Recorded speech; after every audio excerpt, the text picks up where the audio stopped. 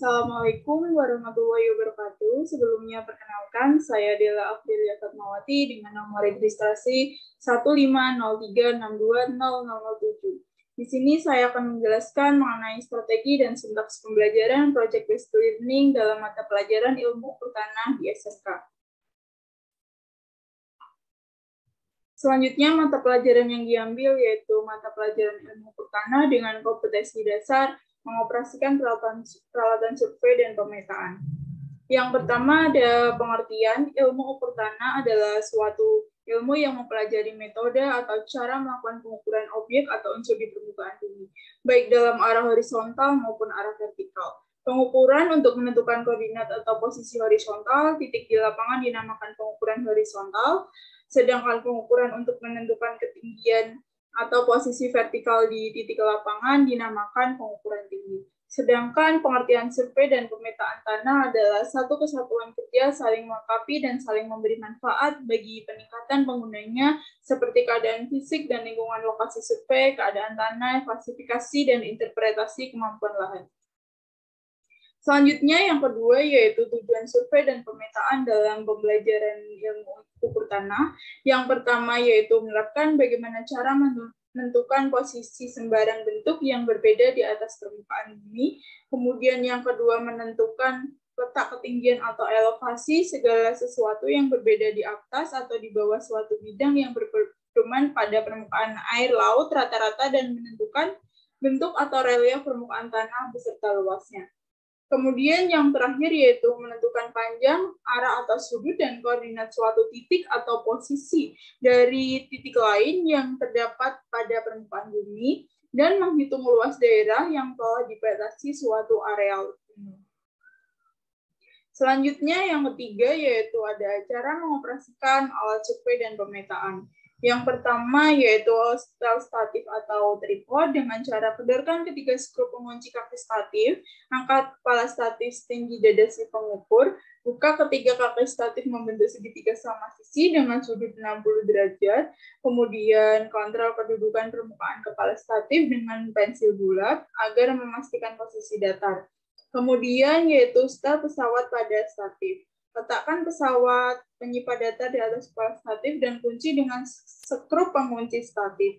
Yang ketiga yaitu putar teropong sehingga kedudukan nivo tegak lurus dengan arah kedua skru A dan skru B dengan cara atur teropong sehingga arah nivo sejajar dengan arah dua buah skru yaitu skru A dan skru B. Kemudian setel kedua skru tadi secara bersama-sama dengan arah berlawanan sehingga gelembung nivo berada di tengah-tengah. Selanjutnya, langkah yang keempat yaitu bidikan teropong ke target. Dengan cara putar atau arahkan teropong ke target atau rambu ukur dengan bantuan alat bidik bantu atau visit yang terletak di atas teropong dekat dengan lensa okuler. Setel cincin okuler sehingga benang silang terlihat jelas atau tidak paraleks. Kemudian setel cincin pengatur diafragma sehingga target atau rambu ukur terlihat dengan jelas. Kemudian langkah yang terakhir yaitu kontrol bacaan dengan rumus BA plus BB dibagi 2 sama dengan BT, di mana BA adalah benang atas, kemudian BB adalah benang bawah, dan BT adalah benang tengah. Kemudian ada manfaat pekerjaan survei dan pemetaan dalam mata pelajaran ilmu pertanahan yang ditemui dalam kehidupan, yaitu ada 4, yaitu pengukuran untuk mengetahui beda tinggi tanah, kemudian pengukuran untuk merencanakan bangunan, kemudian pengukuran untuk mencari luas tanah, dan yang terakhir yaitu survei-survei khusus. Kemudian yang kelima yaitu strategi atau model pembelajaran. Menurut saya, strategi atau model yang cocok dalam kompetensi dasar survei dan pemetaan adalah project-based learning.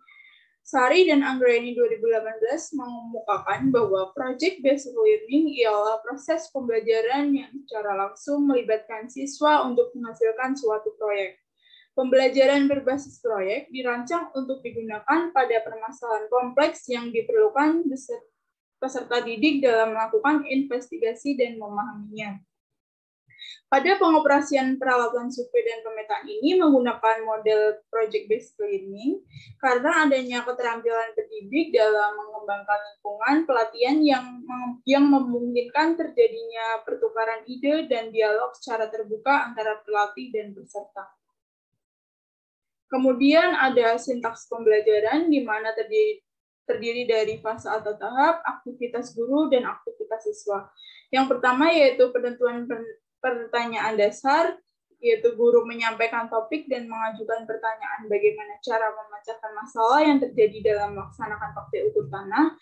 Kemudian aktivitas siswa yaitu mengajukan pertanyaan mendasar apa yang harus dilakukan siswa terhadap topik atau pemecahan masalah tersebut. Kemudian yang kedua yaitu mendesain perencanaan proyek. Guru memastikan setiap peserta didik dalam kelompok memilih dan mengetahui prosedur pelaksanaan praktik ukur tanah. Peserta didik berdiskusi menyusun rencana pelaksanaan praktik ukur tanah yang meliputi pembagian tugas, persiapan alat, dan sumber yang dibutuhkan. Kemudian yang ketiga, atau fase yang ketiga, yaitu menyusun jadwal yang dilakukan oleh guru, yaitu guru dan peserta didik membuat kesepakatan tentang jadwal praktek atau tahapan-tahapan dan pengumpulannya. Kemudian aktivitas siswanya yaitu peserta didik menyusun jadwal penyelesaian praktek dengan memperhatikan waktu yang telah ditentukan. Kemudian fase atau tahap yang keempat yaitu memonitoring keaktifan dan perkembangan dalam praktik. Guru memantau keaktifan peserta didik selama melaksanakan praktik, memantau realisasi perkembangan, dan membimbing jika peserta didik mengalami kesulitan. Kemudian aktivitas siswanya, peserta didik melakukan praktik sesuai jadwal, mencatat setiap tahapan, mendiskusikan masalah yang muncul selama pelaksanaan praktik. Kemudian yang kelima yaitu menguji hasil, guru berdiskusi tentang pelaksanaan praktik, memantau keterlibatan peserta didik, mengukur ketercapaian standar, dan aktivitas siswanya yaitu membahas proses praktik yang telah dilakukan dan membuat laporan untuk dipaparkan. Kemudian fase atau tahap yang terakhir atau keenam yaitu evaluasi pengalaman belajar. Guru membimbing proses pemaparan laporan, menanggapi hasil. Selanjutnya guru dan peserta didik merefleksi atau menyimpulkan hasil yang telah dikerjakan. Untuk aktivitas siswanya, yaitu setiap peserta didik memaparkan laporan, peserta didik yang lain memberikan tanggapan, dan bersama guru menyimpulkan hasil yang telah dikerjakan. Kemudian, yang ketujuh ada alasan menggunakan strategi atau model pembelajaran project-based learning. Pembelajaran project-based learning suatu alternatif untuk meningkatkan sikap atau afektif, pengetahuan atau kognitif, dan keterampilan atau psikomotorik siswa.